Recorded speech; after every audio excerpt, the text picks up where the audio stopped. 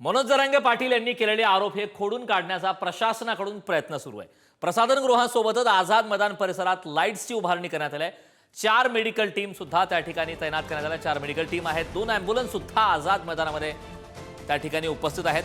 चिखल झालेल्या परिसरात 2 टन खडी टाकण्यात आल्याची सुद्धा माहिती आहे।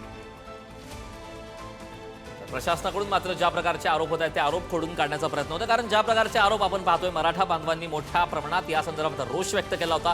कुठल्याही प्रकारची सोय नाही, मोठ्या प्रमाणात गैरसोय करण्याचा सरकारचा हेतू आहे, असे थेट आरोप मराठा समाज बांधवांनी केले होते। मात्र ते आरोप खोडून काढण्याचा प्रशासनाच्या माध्यमातून प्रयत्न सुरू आहे। प्रसाधन गृहासोबतच आझाद मैदान परिसरात लाईट्सची सुद्धा उभारणी करण्यात आली आहे। मेडिकल टीम सुद्धा 4 मेडिकल टीम त्या ठिकाणी तैनात आहेत। 2 ॲम्ब्युलन्स सुद्धा आझाद मैदानामध्ये तैनात करण्यात आल्या आहेत। आवश्यक ती कुठल्याही प्रकारची मेडिकल इमर्जन्सी असेल त्यासाठी या प्रकारच्या सुविधा पुरवण्यात येत आहेत। प्रशासनाच्या माध्यमातून मात्र ते आरोप खोडून काढण्याचा आता प्रयत्न सुरू आहे। 4 मेडिकल टीम 2 ॲम्ब्युलन्स सुद्धा आझाद मैदानावरती तैनात करण्यात आल्या आहेत। प्रसाधन गृहासोबतच लाईटची सुद्धा उभारणी करण्यात आली।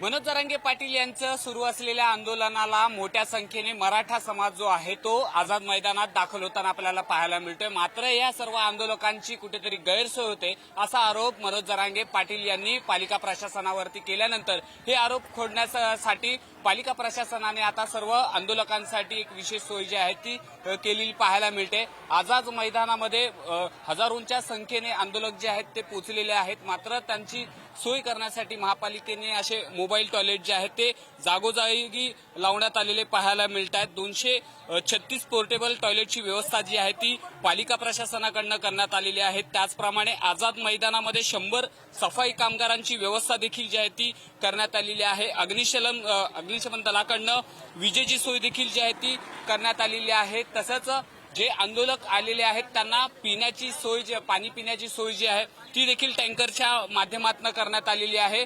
काल जर आपण पाहिलं तर 2 दिवस मुसळधार पाऊस जो आहे तो मुंबईमध्ये बरसत होता आणि याच पावसाचा परिणाम जो आहे तो मैदानावरती पाहायला मिळाला आणि संपूर्ण मैदानामध्ये जे आहे ते चिखल झाल्याचं चित्र जे आहे ते पाहायला मिळालं आणि कुठेतरी ह्या आंदोलकांची गैरसोय होऊ नये, त्यांना बसायला उभं राहायला जागा मिळावी यासाठी पालिका प्रशासनाकडने या संपूर्ण मैदानामध्ये ज्या ठिकाणी चिखल झालेला आहे त्या ठिकाणी 2 टन खडी टाकण्याचं काम जे आहे ते पालिका प्रशासनाकडनं जे आहे ते करण्यात आलेलं आहे। त्याचप्रमाणे 4 मेडिकल टीम 2 ॲम्ब्युलन्स देखील जे आहेत त्या आझाद मैदानामध्ये राखीव ठेवण्यात जे आहे ते पालिका प्रशासनाकडनं काम जे आहे ते करण्यात आलेलं आहे। त्यामुळे आता हे आजच्या ह्या आंदोलनाचा दुसरा दिवस आहे। अजून हजारोंच्या संख्येने मराठा आंदोलक जे आहेत ते आता आझाद मैदानामध्ये दाखल होताना पाहायला मिळत आहेत। त्यामुळे कुठेही आता ह्या सर्व आंदोलकांची गैरसोय होऊ नये त्यासाठी आता पालिका प्रशासन देखील जे आहेत पावलं उचलण्यासाठी तयार असलेलं पाहायला मिळत आहे।